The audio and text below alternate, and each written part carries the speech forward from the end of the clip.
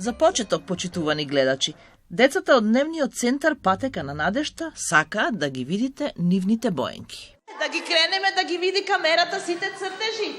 Ете така. Браво, деца! Ајде и ти! Ете! Дневниот центар за деца во ризик, Патека на надежта, постои речиси 4 години. Неговата мисија е јасна: повеќе училиште, помалку деца на улица. Имате план и програма за секој ден што работите?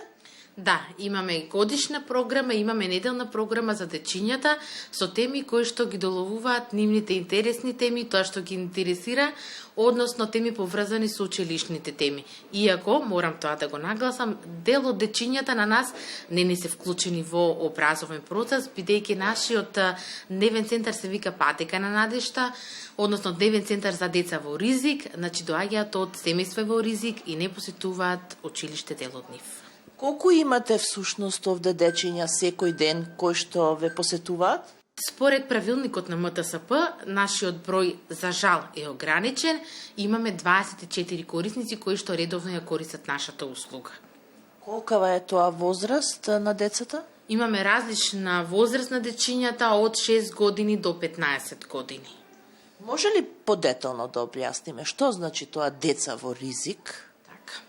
Деца во ризик, значи подразбира некое семејство, односно детенце кој што доаѓа од такво семејство што викам, значи зависи од ситуацијата во која што семејството се наоѓа, обично се невработени, немаат секојдневен, односно немаат стален месечен приход, имаат субсидиарни услови во кои што живеат, немаат сите услови дома. Тука во дневниот центар ја пронаоѓаат, како да кажам, ги пронаоѓаат тие услови, тука се осеќаат како во втор дом, затоа што нашиот дневен центар навистина нуди многу убави услуги за децата и нуди многу убави и услови и простори кај што децата може да се чувствуваат како дома.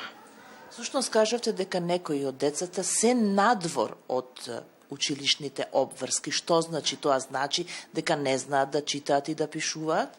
Точно, тоа значи дека дечињата воопшто не се вклучени во образовен процес, значи не знаат да пишуваат, не знаат да бројат, не знаат основни работи, но затоа сме ние тука да им помогнеме, стручниот тим и негователките, кои што им помагаат секојдневно на детата и се грижат за нив, апсолутно во секој домен да ги упатат и навиките кои што ги имаат претходно стекнато, да ги направиме да бидат кон подобрување, односно да бидат позитивни промените кои што тука се случуваат.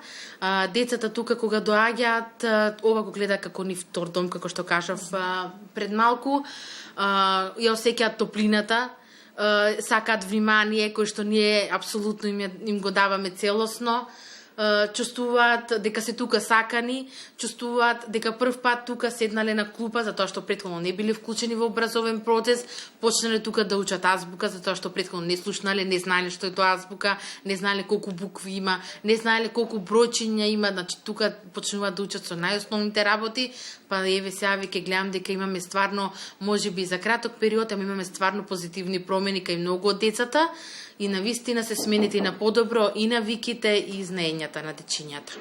Кажете ми, според вашето искуство, колку од овие деца од овој центар понатаму продолжиле со основното образование, значи од прво оделение, независно на нивната возраст? Сите дечиња кои што доаѓаат тука, значи без разлика дали се вклучени во образовен процес или не се вклучени, значи наша основна цел е прво да ги извадиме од ризикот во кој што се наоѓаат, нели да живеат да најдеме заедно некој подобар животен тек. Втора работа е да ги мотивираме да одат во училиште. Сите дечиња кои што доаѓаат тука, без разлика, како што кажав, дали се вклучени во образовен процес или не, значи тие што се вклучени ги мотивираме да бидат редовни во образовниот процес и ги мотивираме низ поддршката за заедно да имаат подобри резултати. Тие што не се вклучени, се обидуваме да можеме да ги вклучиме, за да имаат и тие што се викаат утре свидетелство, да имаат документи, за тоа што од една страна за жал овој дневен центар ние сме само вршители на услугата, за жал не можеме да им дадеме документ дека завршиле одредено образование.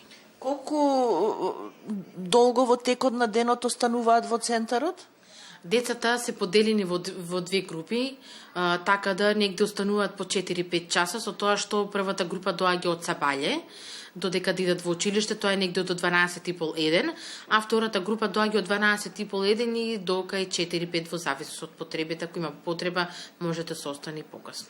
Што се случува всушност со овие деца, откако ќе си одат од центарот? Каков е нивниот дневен тек животен?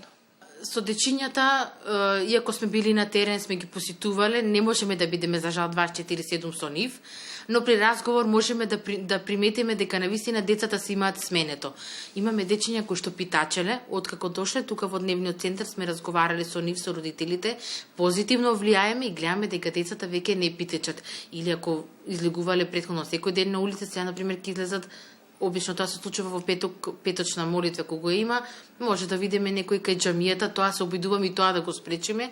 Значи дечињата сите што доаѓаат, сите гледаме дека има позитивни промени, стварно влијаеме на нив, а дома што пред верувам дека по однесувањето на дечињата и по разговорот со родителите, гледам дека има позитивни промени, така да нивните навики, ако претходно било, не знам, питачење, губење на време низ улиците, дружење повеќе, детски игри, гледам дека сега тоа малце е посменето и насочено кон учење и напредување на самите нив. Имаат ли овие деца постојано место на живење и, да кажеме, нормални услови за живење, колку се може? Так, за жал овие деца немаат.